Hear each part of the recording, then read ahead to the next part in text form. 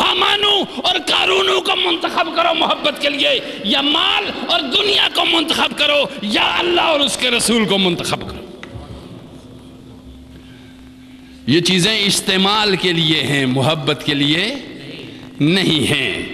اب یہ آپ نے دوسری سنا، صحابی تھے یہ۔ پھر ایک اور حضور صلی اللہ علیہ وسلم نے ارشاد فرمایا، من احبنی، پہلے تو یہ جملہ فرما، المرء مع من احبہ، جو جس سے محبت کرتا ہے وہ اسی کے ساتھ اٹھے گا۔ پھر زبان نبوت سے لب لالی ہلے، مصطفیٰ کریم نے پھر فرمایا، من احبنی کان معی فی الجنہ، جس نے مجھ سے محبت کی وہ جنت میں میرے ساتھ ہوگا۔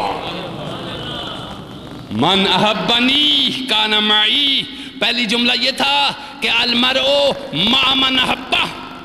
اللہ نے میسج یہ بھی دیا تھا کہ اولئک الذین انعم اللہ، من یطع اللہ ورسولہ اولئک الذین انعم اللہ علیہم من النبیین والصدیقین والشہداء والصالحین۔ پھر فرما المرء مع من احبہ، آخر میں بات سمیٹ کر پوری چوٹی پہ پہنچا دی، فرما من احبنی کان معی فی الجنہ، جو مجھ سے محبت کرے گا جنت میں میرے ساتھ ہوگا۔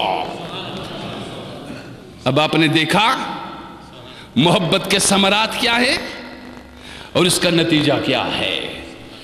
ایمان، اطاعت، اتباع اور محبت، ان چاروں چیزوں کو یاد رکھیے، اور ان چاروں چیزوں، یہ چاروں ایک دوسرے کے لیے لازم اور ایمان اور اطاعت، محبت اور اتباع، ایمان اور اطاعت، اسلام ذرا پہلے کی بات ہے، ایمان ذرا اگلی بات ہے۔ اطاعت اور اتباع، ان دونوں چیزوں کو، یہ سب چیزیں لازم و ملزوم ہیں، اور ان کو آپ یاد رکھیے۔ اور آخری حدیث آپ کو سنا کے اجازت چاہوں گا، بس صرف وہ حدیث پاک آقا دو جہاں صلی اللہ علیہ وسلم نے ارشاد فرمایا۔ حضرت انس رضی اللہ تعالیٰ عنہ اس حدیث پاک کے راوی ہیں۔ آپ نے بیان فرمایا کہ ہمیں حضور سے محبت کس کس انداز سے ہوئی۔ ایک تو حضور نے خود ہم سے بہت محبت کی، جواب میں ہم نے محبت کی۔ محبت کو کشش رکھتی ہے۔ رسول نے کتنی محبت کی اس کا آپ سوچ بھی نہیں سکتے، حبیب نے کتنی محبت کی اس کا آپ سوچ نہیں سکتے۔ آپ میں سے کوئی کسی آدمی کو چھوٹا سا ڈپٹی کمشنر ضلع کا ایک محدود اختیار رکھنے والا بلائے تو آپ کو پر لگ جاتے ہیں، ذرا اس سے تھوڑا سا وڈیرا کوئی منسٹر بلائے تو آپ اڑان میں ہو جاتے ہیں، اگر اس سے ذرا اوپر کوئی اختیار والا صدر بلائے یا بے اختیار وزیر اعظم بلائے تو بھی آپ کو پر لگ جاتے ہیں۔ مگر ذرا دیکھیے، جب نبی کو خدا نے بلایا، جب نبی کو خدا نے بلایا، محبوب آؤ، میرے حبیب آؤ، میرا جی چاہتا ہے کہ ملوں، پروردگار تیرے لیے کون سا بعید ہے، تو صبح مل یا شام مل۔ فرمایا اپنا جانا اور ہے، ان کا بلانا اور ہے۔ اپنا جانا اور ہے، ان کا بلانا اور ہے۔ حبیب میں تو ملتا ہی رہتا ہوں، اب ذرا آ تو، میرا دل چاہتا ہے کہ تو بھی آئے جہاں پہ میری کائنات ہے۔ توجہ دیجئے، وہاں گئے، ابھی راستے کے سفر طے ہو رہے تھے، کلمات گفتگو ہوئی، تھوڑی سی ہدیہ تبریک ہی ابھی پیش ہوا، ابھی تحیات ہی ہوئی، جیسے جانے کے بعد کوئی علیک سلیک کرتا ہے۔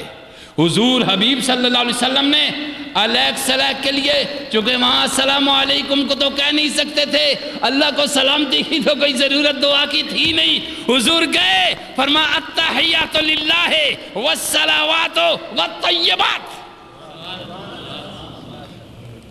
یہ سلام خدا کو حضور نے پیش کیا۔ یہ 3 جملے کہے حضور صلی اللہ علیہ وسلم نے، پروردگار نے آگے سے کہا السلام علیکہ ایہا النبی رحمت اللہ وبرکاتہ، یہ ہے تیری تحیات، اس لیے کہا یہ معراج ہے۔ اور گئے جب نماز میں تو تحیات پڑھے گا، تیرے ذہن میں عرش بھی آ جائے گا، فوقل عرش بھی آ جائے گا، نبی بھی آ جائے گا، خالق عرش بھی آ جائے گا، پھر تیری نماز سچی نماز بنے گی۔ جب نبی کی صدا سنے گا، نبی کے کلمات سنے گا، کیا سریلی آواز ہوگی، کیا مدبری آواز ہوگی، کیا حسین آواز ہوگی، کیا جذبے اندروں والی آواز ہوگی۔ جب نبی کی لے میں تو سنے گا، نبی کے سوز میں تو سنے گا التحیات للہ والصلوات والطیبات، وہاں تیرا اپنا پڑھنا رہ جائے گا، سننا دیکھنے لگ جائے گا، وہاں سنے گا تیرا اپنا پڑھنا رہ جائے گا، چونکہ جب رب سامنے آ جائے پھر تسبیح نہیں کیا کرتے، پھر دیدار کیا کرتے ہیں، پھر تسبیح نہیں کرتے، پھر دیدار کیا کرتے ہیں۔ توجہ دیجئے، التحیات پڑھی، فرمایا السلام علیکہ ایہا النبی رحمت اللہ وبرکاتہ۔ مان ایسے میں کون ہے جو یاد رکھے؟ ایسے میں کون ہے جو آپ ہم میں سے ہر ایک سوچ لے، کیسی جگہ کہاں کون یاد رہتا ہے؟ پھر سب اس کائنات میں اللہ غنی۔ جب یہ جملہ ہو گیا السلام علیکہ ایہا النبی رحمت اللہ وبرکاتہ، اس میں نبی خود تو شامل تھے، غلام شامل نہیں تھے، اس تحیات میں غلام شامل نہیں تھے۔ پروردگار عالم کے حبیب نے دیکھا کہ اگلا کوئی اور جملہ نہیں آیا، اسی کو کنٹینیو کر لیا، اسی پچھلے جملے کو السلام علیکہ ایہا النبی رحمت اللہ وبرکاتہ، اور واو بھی درمیان میں نہیں لگائی، السلام علینا وعلی عباد اللہ الصالحین۔ میرے مولا اس میں میرے غلاموں کو بھی شامل کر، میرے صالحین بندوں کو بھی شامل کر۔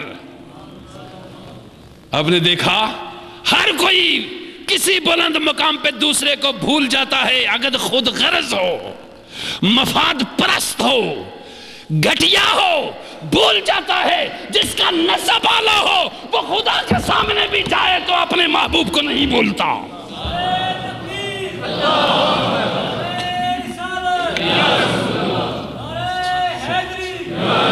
خدا بھی جائے، خدا کے پاس بھی جائے۔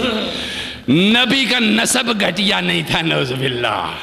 نبی کہتے تھے لوگوں مجھے عالم خلق میں جس خاندان میں اللہ نے پیدا کیا ہے وہ سارے خاندانوں سے بلند و بالا خاندان ہے، جس قبیلے میں پیدا کیا وہ بلند تر قبیلہ ہے، جس قوم میں پیدا کیا وہ بلند تر قوم ہے، اور جس خاندان میں جس ماں نے جنا وہ بلند تر ماں ہے۔ سنو لوگو، بس ہماری کلام آج کی ختم، اور اس کو آخری خلاصے کے طور پہ جو میں نے آپ کو بتائی ہیں چیزیں، اس میں ہے ایمان۔ اسلام کی بات نہیں، اسلام میں آپ کو سمجھا چکا ہوں بہت پہلے سے، کلمہ، نماز، روزہ، حج، زکوٰۃ، یہ اسلام ہے۔ اس کی نیت اور اس کے اندر اخلاص، یہ ایمان ہے۔ اس کے اندر نیت اور اس کا اخلاص، یہ کیا ہے؟ ایمان ہے۔ تو